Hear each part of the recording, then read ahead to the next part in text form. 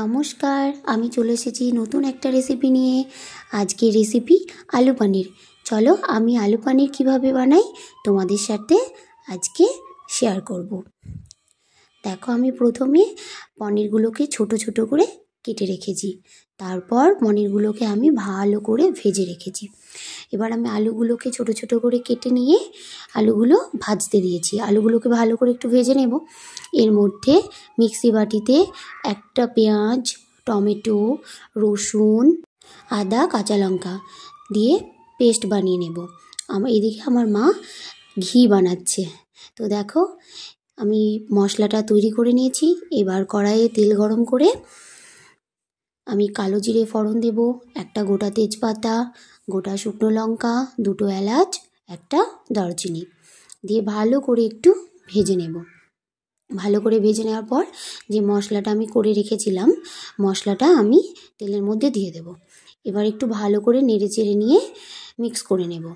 তো এবার একটা বাটিতে আমি 1 চামচ হলুদ, 1 চামচ জিরে গুঁড়ো, 1 চামচ কাশ্মীরি লঙ্কা গুঁড়ো, তোমরা যেমন ইচ্ছে লঙ্কা গুঁড়ো দিতে পারো। এবার একটু জল দিয়ে আমি মিশ্রণটা রেডি করে নেব।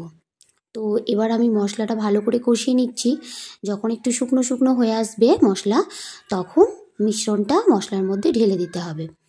তো এরপর আমি মশলাটা ভালো করে মিক্স করে নেব। ভালো করে নাড়াচাড়া করে মিক্স করে নিয়ে ওর মধ্যে একটু চিনি দিয়ে দেব, স্বাদ মতো চিনি, আর স্বাদ মতো নুন। চিনি দিলে তরকারির টেস্টটা ভীষণ ভালো হয়। এবার আমি মশলাটাকে ভালো করে কষিয়ে নেব।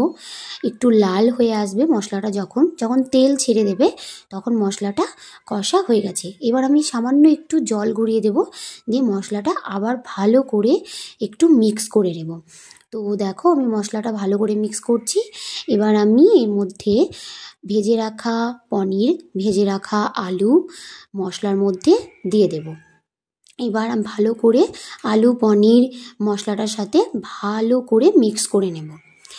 দেখো, আমি ভালো করে মিক্স করে নিচ্ছি। এবার ভালো করে একটু মিক্স করে নিয়ে একটু হালকা সামান্য একটু কষিয়ে নিতে হবে। তারপর আমি মশলাটার মধ্যে পনির আলু দিয়ে দিয়েছি, এটার মধ্যে জল দিয়ে দেব। তোমাদের পছন্দ মতো তোমরা জল দেবে। জল দিয়ে দিলাম। এবার আমি কিছুক্ষণের জন্য পনিরটাকে ফুটতে দেব, যে ততক্ষণ না আলুটা সেদ্ধ হচ্ছে। এবার আমি ঢাকা দিয়ে কিছুক্ষণের জন্য ফুটতে দেব। এবার ঢাকনা তুলে আমার এদিকে আলু সেদ্ধ হয়ে গেছে।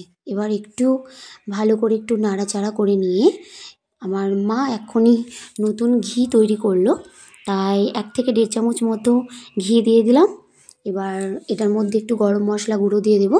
আর একটা জিনিস, পনিরে আর একটা জিনিস অ্যাড করলে ভীষণ ভালো লাগে খেতে, সেটা হলো কাসুরি মেথি। কাসুরি মেথি অ্যাড করে দেব। তারপর একটু নাড়াচাড়া করে তোমরা এটাকে ঝোল রাখতে পারো, মাখো মাখো করতে পারো।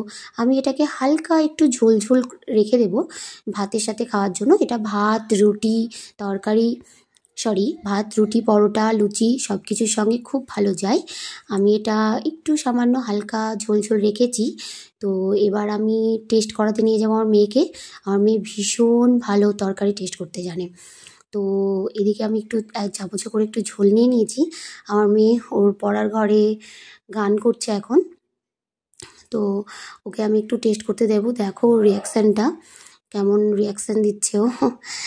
তো এবার ও টেস্ট করছে তরকারিটা। টেস্ট করে দেখো কেমন লাগছে, তো বলবে ভীষণ ভালো লেগেছে ও তরকারিটা খেতে। তো এবার আমি নিয়ে আসছি ঘুরে। এবার তরকারিটা আমি রেডি করে নিয়েছি। এবার বাটিতে সার্ভ করে নেব। তো এবার গরম গরম সবাইকে সার্ভ করে দেব। তোমাদের যদি রেসিপিটা ভালো লাগে তো একবার বাড়িতে বানিয়ে দেখো। আজকের মতো টাটা, আবার আসছি নতুন রেসিপি নিয়ে।